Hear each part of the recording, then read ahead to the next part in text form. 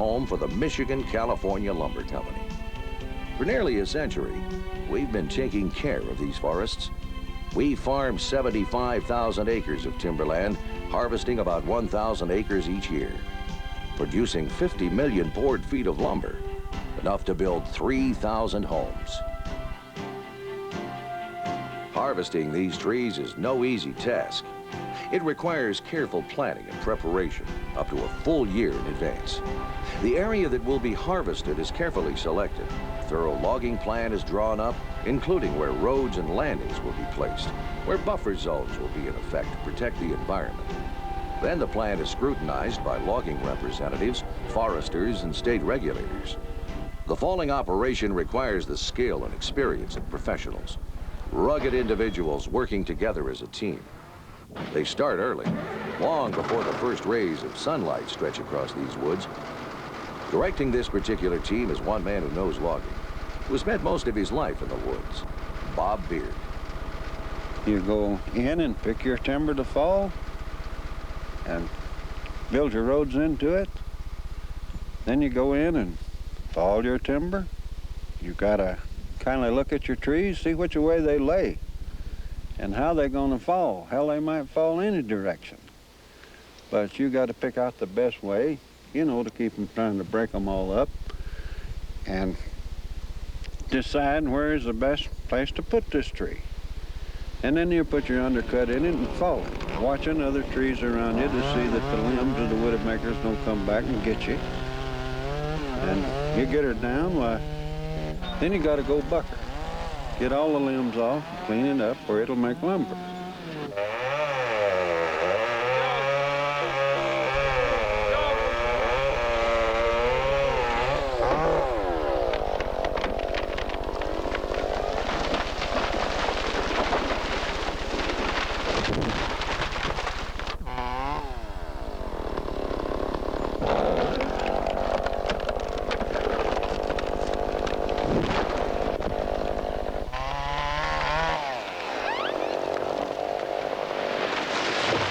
Cutting the trees is only half the job. Getting them off the mountain once they're on the ground is another operation in itself. We get all that done, why, we bring in the skidding crew and skid her down to the landing. You got to have a young kid on these skidders that's about half crazy, and he can't be scared of anything because he's on the side of the hill sliding off of stumps and running over logs.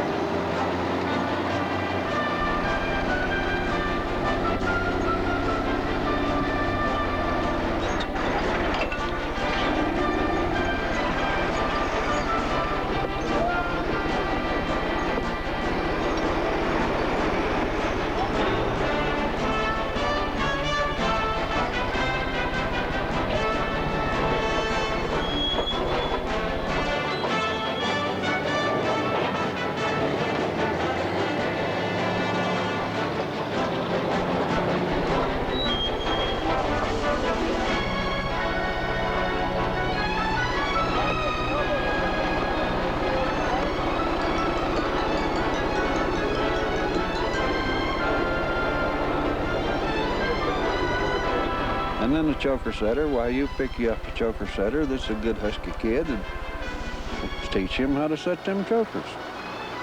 And then they just got to go like hell all day because you're going to get about 200,000 a day. So you got to have some guys that'll hustle a little bit. Oh, hell, them skidders will go about 30 miles an hour over stumps and logs and sideways and just like a race car. So anything might happen. A wheel might fly off, the chokers break. We've turned this one over 3 times. But we just set her back up on her heels, drain the oil out, go right back to work.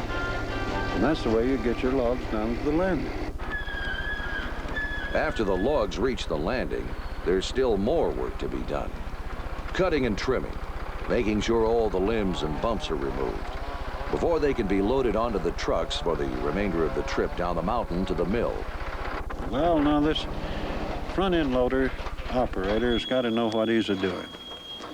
Now this Harvey is about as good as they come.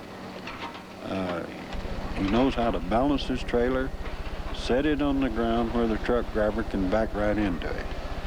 Then when he starts loading his logs, you also got to balance those. You got to know where they go, and he can tell you better than scales when he's got a load. Half the time, why, he finished loading, he'll back over and go ahead about his work, and the truck driver doesn't need any more logs because he's already guessed how much he can haul. And he's got him right on the money. Now they generally haul in the logs that we're working in now.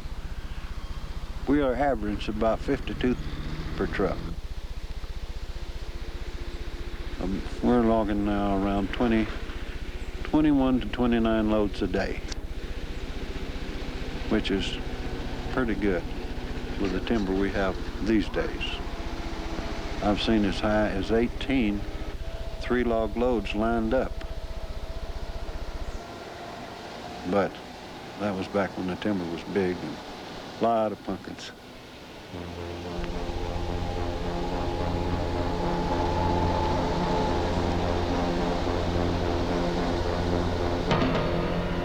There are still a few of the big pumpkins left on the Georgetown Ridge.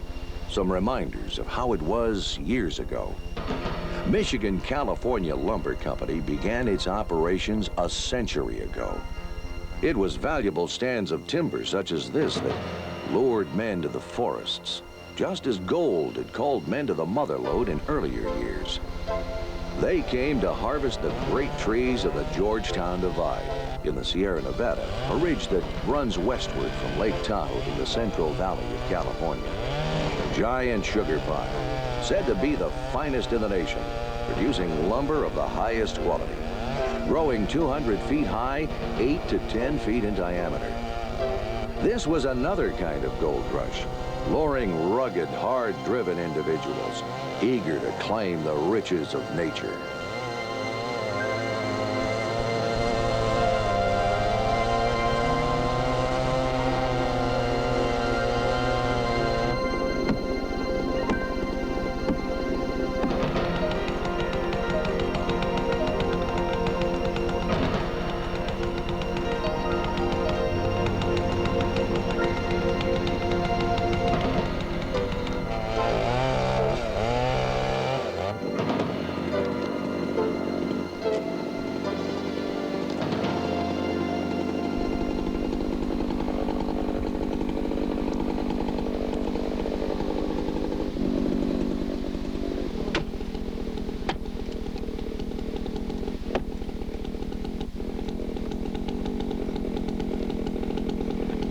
So are we going to put it right alongside it? On the lower side. Yeah. Right. And if it drifts, You can't cut that other one, otherwise we'll have that stump down in there. Yeah. That small one. Yeah. Well, there's a pretty good lay on this side if it happens to go on this side too. Yeah. yeah. So Well, we can offset that face a little bit if you want. If you want to do that. might better.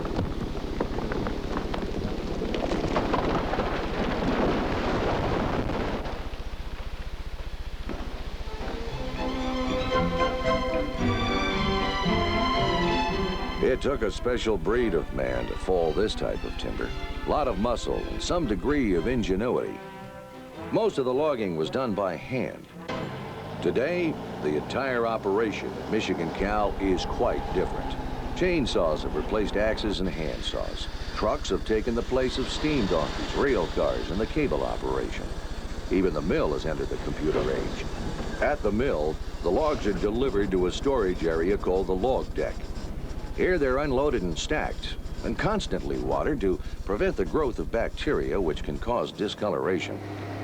Because of the winter weather that sets in up here in the mountains, logging only runs from May to November. However, the mill operates year-round. By the end of this year's logging season, the log deck will be filled to capacity. By next spring, it will be almost empty again. In the mill, state-of-the-art equipment has been installed to ensure a uniform, high-quality product, to streamline the production of lumber, and to provide safe working conditions. Today, the lumber is virtually untouched by human hands. Computers determine how the logs will be cut. Television monitors are used for overseeing many of the operations. The new mill can handle 2,000 logs, producing 250,000 board feet of lumber per shift. The journey through the mill begins here at the log-in feed. Logs with a diameter up to 43 inches are first sent through the ring debarker, where claws strip the bark off each log. Next, the logs are cut into 16-foot sections using an 8-foot circle saw. At this point, one of two paths is selected, depending on the diameter of the log. The smaller logs are sent up the small log slip. A computer-controlled system scans each log and calculates the best way to cut the log. The computer then positions the log for the side clamps, sets the saws, and prepares the log for the Cockham's quad saw.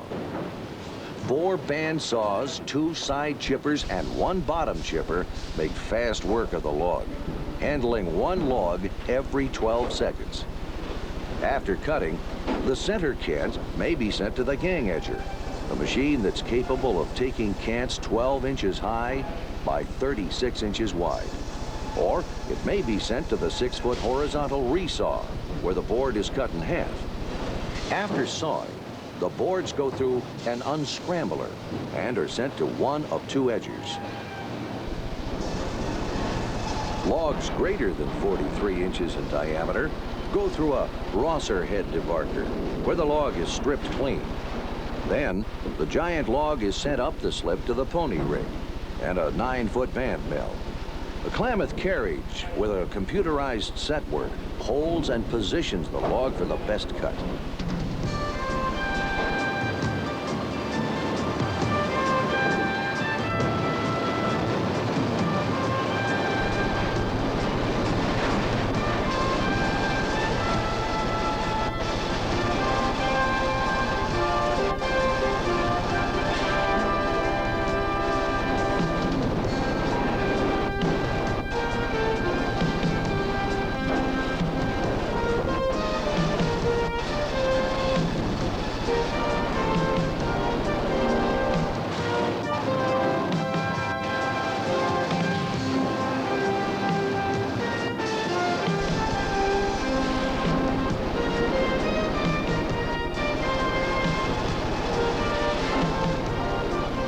Boards made from the big logs go to the manual edger.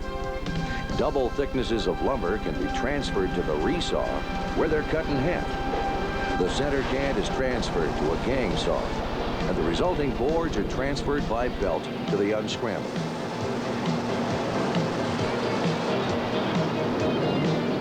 From the unscrambler, the lumber can be sent in any one of several directions, to the trimmer and grater, then out of the mill and onto the tray sorter, or back to the resaw, or to the waste wood chipper, or to the green chain hand pull.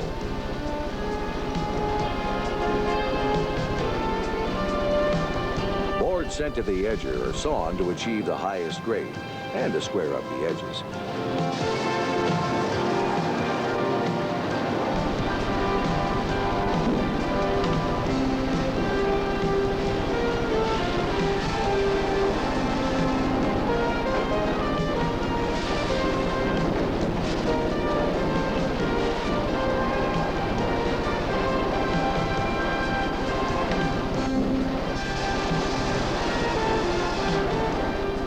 Less than 25 inches in width are sent to the Cockham's Edger Optimizer, where another computer scans the boards, sets the saws, and edges the boards in the most efficient fashion.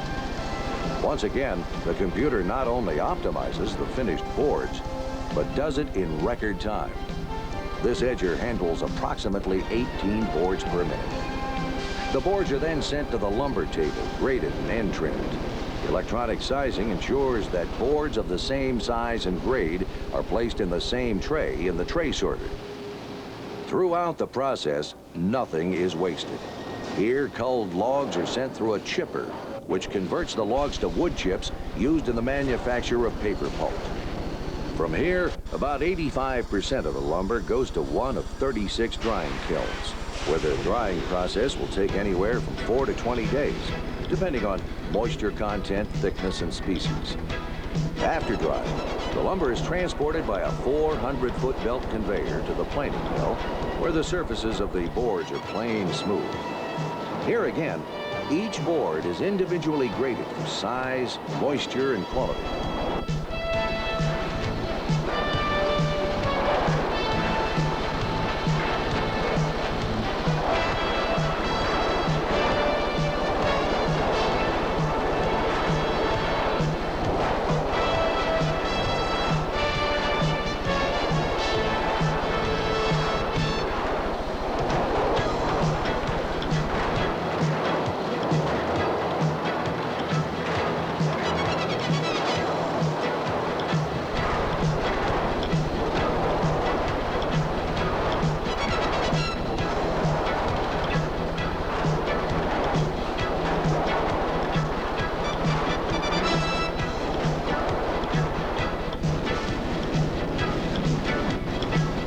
Boards are marked and assigned by computer to sorting trays where they're stacked and packaged for shipment by truck, rail, or container. Lumber from Camino is shipped throughout the United States and several foreign countries. The export of lumber and wood products plays a major role in Michigan Cal's operation. At times, even whole logs are loaded onto ships for export, such as this one, bound for Japan. At the heart of any lumber operation are the timberlands, where the whole operation begins. Here, it's up to Michigan Cal's Forestry Department to manage these lands, to produce the most and best quality timber possible. They must maintain a balance of species, manage the cutting, conserve the soil, and oversee the replanting, thinning, and general stewardship of the land and its timber. That part of the operation is the responsibility of Henry Alden and the Forestry Department. In the long term, our biggest responsibility is making sure that the timberlands are growing timber and producing the wood that it's going to require to keep Michigan Cal operating over the next 20, 50, 100 years. And what we're doing is trying to get every acre of land growing trees and growing high-quality trees and trees that will grow very fast. Just as nature uses a forest fire to clear an area and stimulate new growth, Michigan Cal harvests the trees from the land, about 1,000 acres annually, and then plants healthy, young, genetically superior trees. On the average, about 300,000 seedlings are planted every year. After we log, then we have to prepare the area for planting, and there's a lot of debris and accumulated slash from the logging and from years of mortality and limbs falling and needles falling, and trees don't grow well in that slash. So we either bring in a big tractor with a rake on the front and pile that up and burn it to expose bare soil, a lot like a farmer does when he tills his field after the harvest, or we burn it over, and then we bring in planting crews, and we plant between 250 and 400 little one-year-old seedlings per acre on about a 12-foot spacing.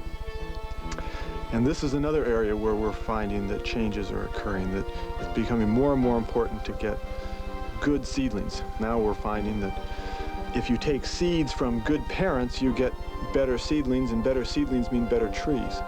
And then the next step is if we can find the very best trees or a genetically superior tree, just like they've developed in agriculture. What we start is by combing the forest, and once we're sure that we have the best tree, we hire a tree climber. He knows our property. He's often climbed these trees before. And we go out with him. It amazes me every time I watch him, because half the time he doesn't even use his belt. He just goes up the tree like a monkey. And it scares me to death. And so he climbs 3 or 4 trees a day, and when he's up in that tree, he ties in and he swings out to the very tip of the highest branch he can get to, and he clips off the end material, the tip of the branch, the growing tip, which is the essence of that tree. The tip is given to an experienced grafter, whose job it is to graft the tip of the mature tree onto the top of the young tree in the seed orchard. In this process, the grafted tip takes over, dominating the seedling. These trees grow up genetically identical to the superior trees from which the grafts were selected. So what we have in our seed orchard is genetically superior trees crossing with unrelated superior trees, and the seed that we collect from those trees produces seedlings that we'll plant on our property, and those seedlings will grow into trees that will be 20% bigger than the trees we're getting from our natural seed sources now. I think the lumber companies are becoming more and more aware of how important the resource is to their future, and most important is the soil on our timberlands. It is the foundation, it's the factory, it's everything to Michigan Cow. And if we don't protect the soil, we'll lose really the factory that drives our company. So we've become very conscious of conserving the soil on our property, and we go to great lengths to monitor what's happening with the soil on our property. We keep an eye on the reservoirs in the area to make sure that soil isn't accumulating in these reservoirs. We watch the creeks to make sure soil isn't entering the creeks, and we take special measures. We don't completely clear off the land. We leave things out there to protect the soil from erosion. We leave a buffer strip or a streamside protection zone along the stream courses. And these are generally 50 to up to 200 feet wide, and the purpose of this is to prevent soil from moving into the water. We're leaving vegetation strips. We're not disturbing anything. It acts as a filter, and it also leaves shade over the streams because they found that water temperature is very important to fish life. Loggers are changing and forestry practices are changing, and we're also realizing that without management, we weren't able to grow as much wood as we are if we are careful about what we're doing. I think a biggest change in the last 10 years in forestry is a realization that there's not an endless supply of wood on the West Coast, that we have to grow as much wood as we can. I think that the future supply of wood products is assured. I think the future of forestry is very bright. Wood is a valuable, flexible, cheap product and a renewable product that the world needs. Michigan Cal has been blessed with some of the finest timberlands in North America. We have some of the most modern and finest manufacturing facilities anywhere. And we have a reputation of being a leader in the industry because of the progressive outlook of our people. People like Vern Lindgren, the general manager of Michigan Cal. The company is committed to staying in the lumber business and maintaining their lands properly, and we'll maintain the plant and plant facilities in the same manner. The company will continue to be aggressive as new things come along. There's new technology. They'll be in a position to use it, to utilize it. I don't think the position of the company will change as far as their relationship to the industry. They'll stay in the forefront. If there is a company anywhere that I would consider a balanced company, Michigan Cal would be it. In 1985, Michigan Cal's future seemed as enduring as its Sierra Nevada mountain home. They were surely big enough and efficient enough to survive the fiercely competitive lumber market, which had ruined hundreds, if not thousands, of other companies. But while Michigan Cal's sustained yield forestry practices assured it a steady supply of logs off its lands, they had for many years purchased additional timber from other sources. Much of it had come from multiple-use public lands. The United States Forest Service administered the timber harvesting as provided by law. In the early 1990s, environmental groups proclaimed that the Forest Service was mismanaging the public's forests by allowing overcutting and other destructive practices which endangered various species, polluted the rivers, etc. The resulting political pressure resulted in draconian reductions in timber harvesting. Facing an uncertain future in California, in 1994, Michigan Cal swapped its California operations for holdings in another state. Sierra Pacific Industries, which has extensive other timberlands in California, acquired the Camino operations. Michigan California Lumber Company a lumber legend of the Sierra, moved to Medford, Oregon. Great-granddad was a logging man, he drove an oxen team. Grandpa was a logger too, and he did it all with steam. Papa ran a triple drum, was a diesel-powered pot. And now some fly a big sky crane, logging's changed a lot. Back in those days when men were men, and they worked for $1 a day, you'd never see the society try to take their jobs away. They worked hard, never spoke out of turn, never had too much to say. Bet they wouldn't put up with some of these clubs like we do today. I wonder where the common sense has gone. Where in the world did we go wrong? What gives them the right to say you can log, you can plant or not? And why, like the silver complex fire, should we let it lay there and rot? Them old boys, they knew their woods and they hardly ever missed a day. They didn't have time for foolhardy things and not much time to play. They were a lot like us, I guess, keeping busy working like slaves. If they knew the Federation affected legislation, they'd roll over in their graves. We could learn some lessons from our folks of yesteryear. The message they would have for us would ring through loud and clear. They'd tell us not to pay attention to any club or society.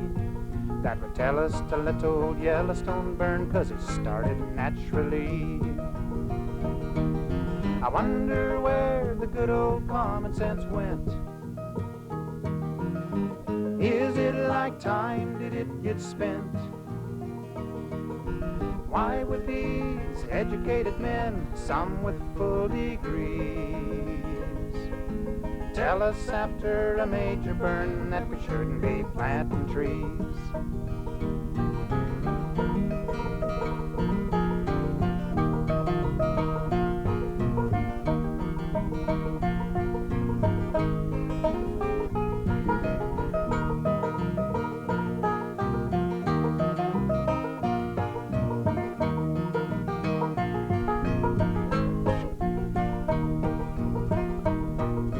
One more thing that's haunting me, and I'd like an answer, please. Every time a fire gets loose, it starts to burn our trees. The logger, he's there, and the tree planter too, willing to fight his turn. But you never see the club or society mopping up on a burn. I wonder where the common sense has gone. Where in the world did we go wrong? Most of the things they try to do just doesn't make good sense.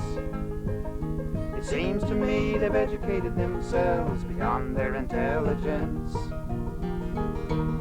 I wonder where the good old common sense went. Is it like time, did it get spent? Most of the things they try to do just doesn't make good sense.